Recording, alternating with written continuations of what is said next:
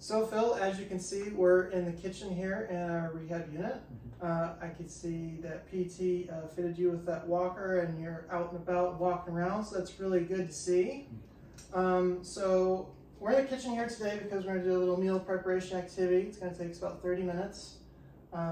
So before we begin, I would like to ask, when preparing activities, say you're cutting vegetables, what does that look like for you? Yeah, so the setup you guys have here looks exactly like my kitchen in my apartment. So typically when I'm preparing my meals, I'd be here to the left of the sink, just so I can chop vegetables and cook and work.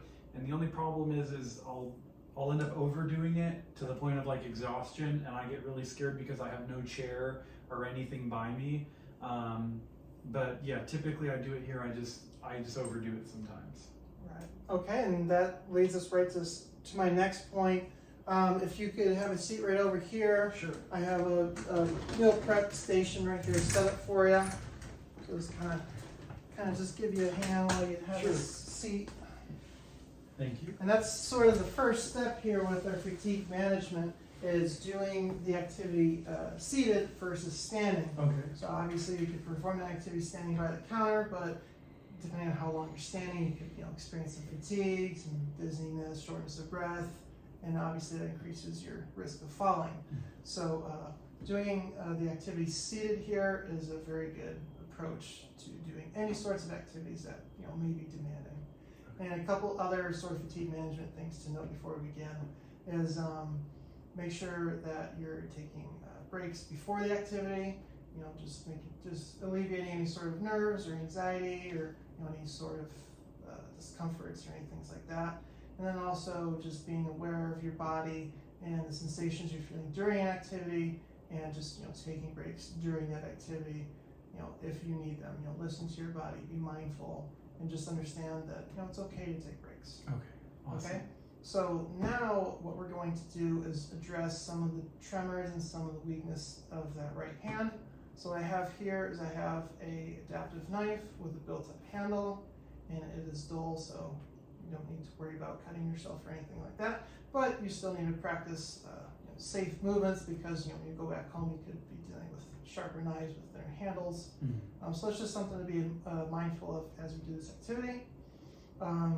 One other thing to note here is I have a towel underneath the cutting board here, and this just adds some stability. Sure. Because if you're trying to cut with that dominant hand and you're tremoring and you may forget to support the platform with your left hand, that's just a surefire way to make sure that it's secure and stable, so there's no accidents or anything like that. Okay. Gotcha.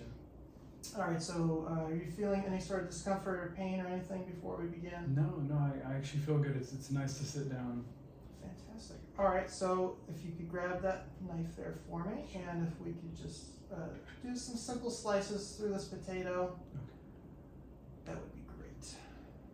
Very good, yep.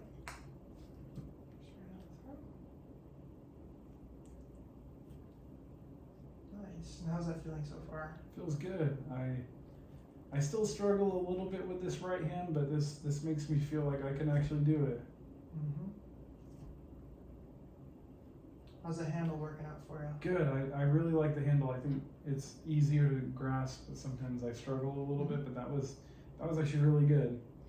Yeah, so over time, we'll continue doing activities like these, and we'll have different foods that may be a little more difficult to cut, and we'll do it for longer periods of time, and we'll just sort of ramp up the intensity, if you will, of the activity that you're doing with that right hand, so you can get some strength going in that right hand, and also get you better managing your fatigue and sort of more resilient towards activities. Okay. Awesome. Thank you so much. Do you have any other questions for me or anything? No, that was it. I appreciate you showing me some of the stuff about my fatigue and also how to get back to cooking, because I really do enjoy cooking for myself. Absolutely. Yeah, we'll continue working with you, and we'll continue doing these cooking activities, and we'll do some fun things around here. Okay. Awesome. Thank you. Thank you.